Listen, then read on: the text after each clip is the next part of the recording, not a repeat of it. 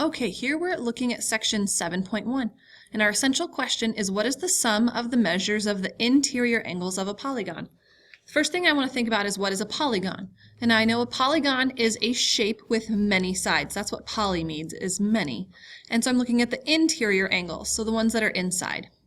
So my learning targets for this section is use the interior angle measures of a polygon. So again, the inside, and then again, use the exterior angle measures of a polygon. So here's just something I wanted to point out that's in your book. This is on page 360. This is kind of the top part where we're talking about diagonals. So when we have a polygon, I pick one of the vertices. It doesn't matter which one. I can pick any of them and I draw those diagonals. Those diagonals are line segments that make triangles. So you see from point B here, I can't go to point A because that does not make a triangle, but I go to E and I can go to D and those both make triangles. So that's really all I'm doing is I'm trying to find the triangles. So I figure out the number of triangles that I have in my polygon because I know how many I know the degrees in a triangle, so that's what I'm really doing. So now let's look at our theorem. Okay, the polygon interior angles theorem. And I don't care if you memorize, I really don't care if you memorize the number or what they really are. Just know that we're talking about the inside angles. So here I have a polygon with 1, 2, 3, 4, 5, 6 angles. So this is a hexagon. So my n is 6. So I know that to find the total angle measurement in here is I take that number and I subtract 2 and I multiply it by 180. So for this example I would have my 6 minus 2, which is 4, and then I multiply that times 180, which will give me my total degrees in the inside angles of this polygon. And I know that I'm going to take my minus 2 because, again, I'm drawing to see how many triangles I have.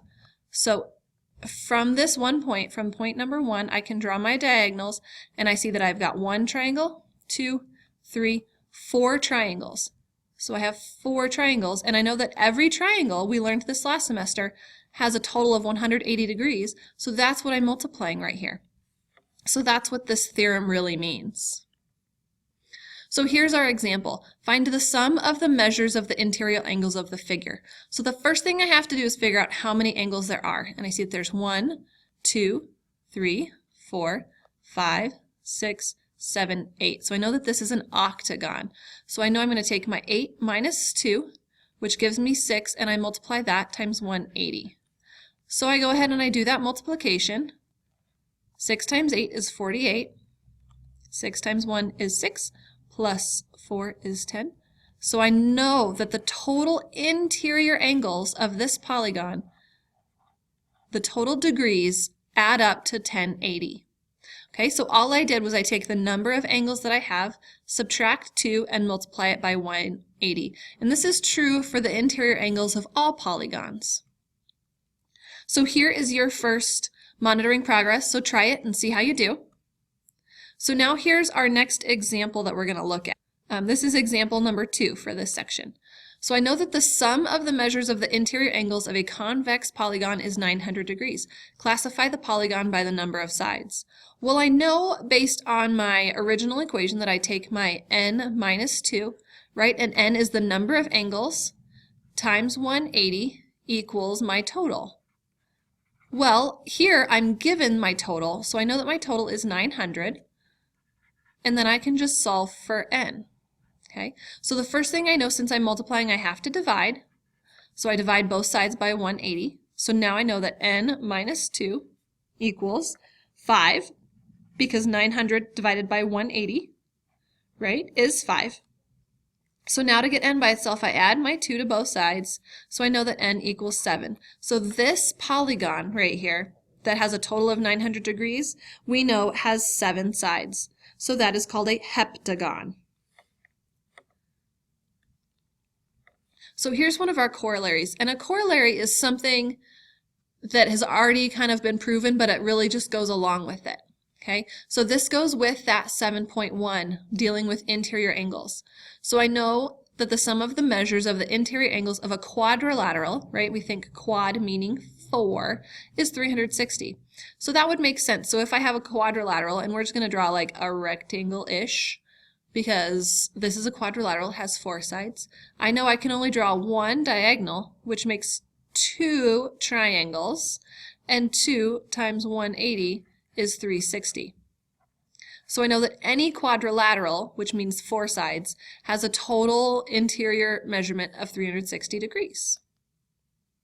Okay, so here's our next example. This is example number 3. So I'm supposed to find the value of x in the diagram. So the first thing I need to do is figure out my total angle measurements. So I know that I have 4 sides, so I have 4 angles minus 2 times 180, which gives me 2 times 180, which is 360. So I know that my total will be 360. So now I can add up what I have. So I've got x plus 108 plus 121 plus 59 equals 360. So now I can see I can simplify because I have some common terms on the left side. So I know I end up with x plus 288 equals 360. Well, so now I'm as simple as possible, so I have to get x by itself.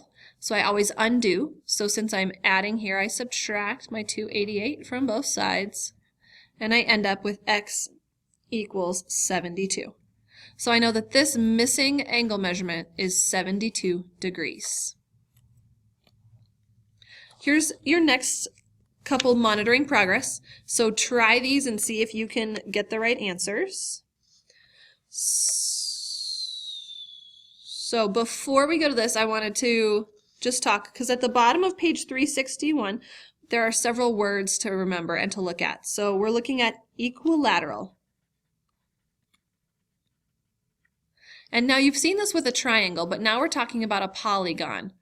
Okay, so it's very similar. So equilateral just means all the sides are the same length.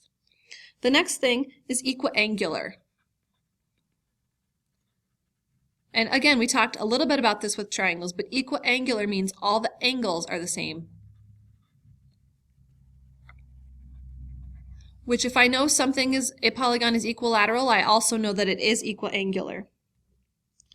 So I know that if I have a regular polygon, that means that the sides and the angles are the same. So often you'll see in word problems talking about regular polygons. So all you need to know when we're talking about a regular polygon is that all of your sides and angles are the same. So now let's look at our next example. This is example number 4. So here's a home plate for a baseball field is shown. Is the polygon regular? And then explain your reasoning. And then part B is find the measures of angle C and angle E. So the first thing I look at is we have to figure out, is it a regular polygon? So I'm right off the bat, I know that a regular polygon, all the sides are the same and all of the angles are the same. So here I see that 3 of my angles are the same by these little square marks. This means that these 3 are all the same, but my other 2 are not. So I know that the polygon is not regular, right? And I would explain that because my angles are not all the same. So now I have to find the measures of angle C and angle E. So first I need to figure out how many degrees are in this entire thing. So there are 5 sides, and I subtract 2 times 180. So it's 3 times 180. So I know that my total degree measurement is 540 degrees. Okay. So now let's look at what I already know. I know we're going to call this x, right? And I know that these are the same, so those are going to both be x. So I have x plus 90 plus 90 plus 90. And I'm not just assuming these are 90 degrees, I know they are. So whenever I see this little box in a corner, that tells me that it's a 90-degree angle. So now I can simplify. So 2x plus 270 equals 540. First I want to subtract my 270. So I end up, and then I will divide, once I have that, I will divide by 2. So x equals 135. So I know that each of these angles, angle E and angle C, is 135 degrees. And I know that they're the same because they have the same marking on the picture. Okay, so this is your next monitoring progress. Give it a try and see how you do. Okay, so now that we've looked at interior angles, right, inside the polygons, now we're going to look at exterior angles. So here's my exterior angles theorem. So these are angles that are on the outside. The sum of the measures of the exterior angles of a convex polygon, convex means it's shaped like we've seen, one angle at each vertex, so we've got one at each vertex, is 360 degrees. It doesn't matter how many sides we have, it's always going to be 360 degrees. So this in a way is easier than the interior angles, because this I just have to remember it's 360 degrees. So if you look on page 362, there's a proof of this, and it explains why this is true. So if I was to take these angles that are measured and cut them out, right, just the angles themselves, so if I was just to cut along these green lines and to put them all together, it would make a circle, a full circle. And so remember, a circle is 360 degrees. So that's our proof on why this really works. And it works with a polygon no matter how many side lengths it has. So let's look at an example. This is example number 5. So I'm finding x. So I know that I'm looking at exterior angles, so I know that my total is going to be 360 degrees, and I know that I add up the angles that make that. So then I can simplify, so 360 equals 3x plus 156. So I subtract 156, subtract 156. So I'm going to actually go ahead and do this one. So I end up with 204 equals 3x. I divide by 3, and I end up with x equals 68. So I know that I know this angle measurement now, and I know this angle measurement. And I'm always going to start with 360 because I'm dealing with external angles in my polygon. Okay, so here's example number 6. The trampoline shown is shaped like a regular dodecagon. Dodecagon means it has 12 sides. So I first have to find the measure of each interior angle and then find the measure of each exterior angle. So I know that it's regular because I'm told that, so that tells me that every side is the same and all of the angles are the same. So the first thing I want to do is find the measure of each interior angle. And I know that dodec means I have 12. So I take my 12 minus 2 times 180, which is 10 times 180. So then I can just multiply that out. So here is the total interior angles, right? That tells me the total. It doesn't tell me what each one is. So now to find what each one is, I divide that by 12. So now I know that each angle is 150 degrees. I just divided 1800 by 12 to get 150. So that tells me that each of these angles is 150 degrees. So now I'm looking at part B. Let's find the measure of each exterior angle. So I remember that the total of my exterior angles is 360. So all I have to do is I have to divide that 360 by 12, and that will tell me that each angle is 30 degrees. So this is my exterior angles, right? And to see the exterior angles, if I continue my line straight, this right here is my exterior angle. That is 30 degrees. And again, if I continue this side going, this angle is 30 degrees. And if I continue my side, this angle is 30 degrees. So now here's your monitoring progress. So go ahead and give these a shot and see how you can do with those, finding those exterior angles.